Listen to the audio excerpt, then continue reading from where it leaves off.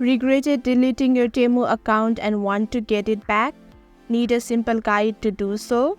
I'm Simran from Online Help Guide, and in this video, I will walk you through the process of restoring access to your Temu account quickly and easily. Let's dive in. Open the Temu app on your device. Hit the profile icon at the bottom of your screen. Tap on the Sign In or Register button. Enter the password you used when creating your Temu account. Tap on Sign In. Temu will prompt you to recover your account.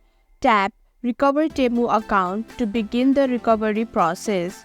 Remember, Temu will allow account recovery only within 7 days from the date you deleted your account.